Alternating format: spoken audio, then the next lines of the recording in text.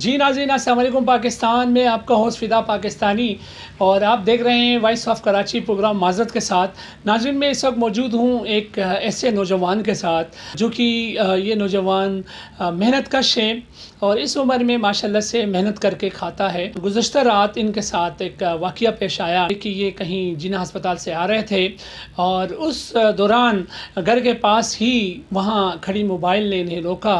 एहलकारों का क्या कहना था, ये डिटेल हम इस मुतासरा नौजवान से लेंगे। जी, मैं रात के 1 बजे आ रहा था। इन्होंने मुझे कहाँ से आ रहे थे? जिन्ना अस्पताल से आ रहा था। मैं मेरे अजीज़ कुछ बीमार थे, उनके पास से मैं आ रहा था। तो इन्होंने मुझे वहाँ पे केरिया मार्केट में मदनी मस्जिद के पास रोका है। पुलिस वालों ने 4 पुलिस वाले थे। SHO साहब की गाड़ी थी, ये पीछे SHO लिखा हुआ था।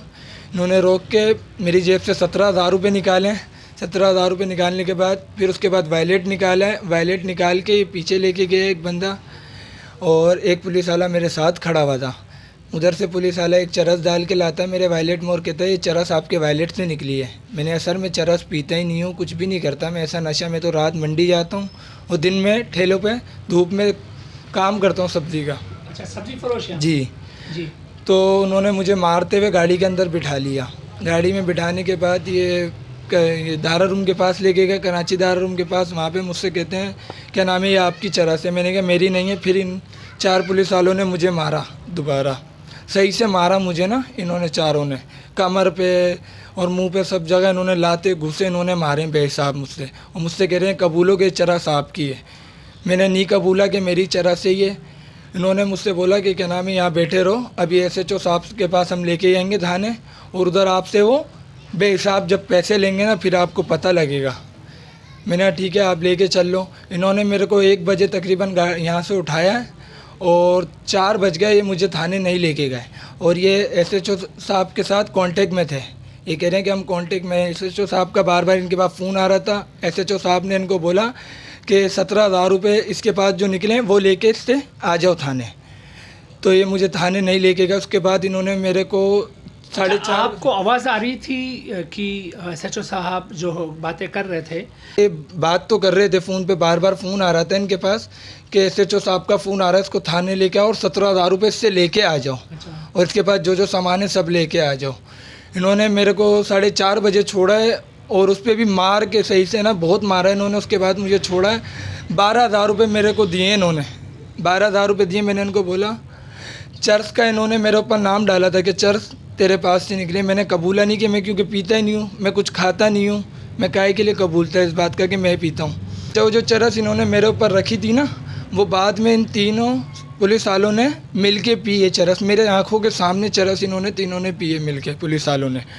तो फिर इन्होंने मेरे को 12,000 रुपये दे के मुझे कह रहे हैं अब जाओ। मैंने कहा 12,000 रुपये हैं तो मैं रात में काम करता हूँ मंडी का और दिन में दुकान पे खड़ा होता हूँ। और इन्होंने चमाट मारा मेरे पैसे गिनने पे। मुझे चमाट मारा इन्होंने कि पैसे क्यों गिन रहा है तू?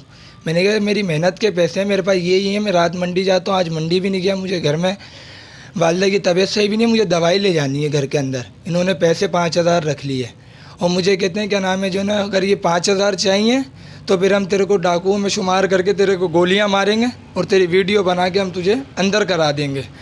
तो मैंने इनको बोला कि भाई मैं तो गरीब आदमी हूँ। फिर भी इन्होंने 5,000 रुपये मुझसे लेके रख लिए। एक उसके अंदर एक लड़का और था, बिलाल नाम का था। ये आपस में नाम ले रहे थे। बिलाल नाम बता रहा था? जी, बिलाल आपस में नाम ले रहे थे। मुझे किस तरह का था? जसामत कैसी थी? किस शक्ल कैसी थी? चेहरा शनास है? चेहरा याद है मुझे, अगर सामने आएगा मैं पहचान लूँगा। अच्छा, जसामत कैसी थी? लंबा सा लड़का था पुलिस वाला और आगे से थोड़ा गंजा सा था। 4 लड़के थे, एक सांवला सा रंग था और 2 गोरे से लड़के थे। अच्छा। और एक वाले थे तीनों। यूनिफॉर्म पहने हुए थे? यूनिफॉर्म पहने हुए थे। SHO साहब की गाड़ी थी। अच्छा। पीछे SHO अवामी कॉलोनी लिखा हुआ था उस पर बाकायदा। अच्छा, ये बताइए, अब आपको मारा है, आपसे पैसे लिए गए हैं, आप क्या मुतालबा करेंगे? IG सिंध साहब से, SSP कोरंगी बहुत ही नाइस किस्म के ऑफिसर हैं और बड़े फ़र्ज शनासी से काम लेते हैं। क्या मुतालबा करेंगे उनसे? दरख्वास्त क्या करेंगे? मुझे कुछ नहीं, बस मुझे इंसाफ चाहिए इस चीज़ का। मैं रात मंडी करता हूँ, दिन में अपने भाई बहनों को, छोटे छोटे बहन भाई हैं उनको देखता हूँ। इन्होंने वो भी मेरे पास जो जमा थी वो भी ले ली इन्होंने। अब मैं कहाँ जाऊँ? मैं कहाँ मंडी भी नहीं जा रहा, ना दिन में काम कर रहा हूँ। अच्छा, तो आप पैसे चाह रहे हैं एहलकारों के खिलाफ महकमा जाती या कानूनी कार्रवाई होनी चाहिए? कानूनी कार्रवाई भी होनी चाहिए उनके साथ, और मेरे को मेरे पैसे भी मिले रिटर्न। अच्छा, तो फिर तो मैं कुछ काम करूँगा ना अपना सब्ज़ी का। दिन में मैं ठेला लगा रहा हूँ, क्या करूँ। ये आपने इस मुतासिरा नौजवान की ज़बानी जो इनके साथ पेश आने वाले वाक़ई की कहानी आपने मुलाहिज़ा फरमाई, और मैं इससे पुरुम्मीद हूँ। एसएसपी कोरंगी बज़ाते ख़ुद एक भले किस्म के ऑफ़िसर हैं, बड़े फ़रशनास हैं, और उनका एक नाम है, मैं हर रिकॉर्डिंग में उनके बारे में कहा करता हूँ, साजिद सदोज़ई साहब। यकीनन उन्हें अंधेरे में रखा जाता है, और उनकी एक हैसियत है सिंध पुलिस के अंदर। अवामी कॉलोनी की जो नफरी हैं वो और उसके एसएचओ साहब ये गैर कानूनी काम करते हैं, और ना करने पे देखा आपने कल ही लांडी में किस तरह से वाक़या पेश आया, जो कि सिंध पुलिस के महकमे के लिए बज़ाते ख़ुद एक जो है बहुत बड़ा सवालिया निशान पैदा कर गए, जिनके ख़िलाफ़ देखें कार्रवाई हुई और एहलकार उसमें मुलविस निकले। इसी तरह ये नौजवान भी एक बात कह रहा है, चलें पैसे लिया वो भी एक गैर कानूनी अमल है, मगर उसके साथ साथ जो एहलकार इनको धमका रहे थे कि 5,000 रुपये तुम हमसे डिमांड करोगे तो हम तुम्हें डाकू बना के यहाँ मुकाबला शो करेंगे, ये कहाँ का इंसाफ है। हम कब तक ये पुलिस गर्दी का शिकार बनते रहेंगे, ये शहरी कब तक पुलिस गर्दी का शिकार बनते रहेंगे, इसका फिलफोल अजाला होना चाहिए।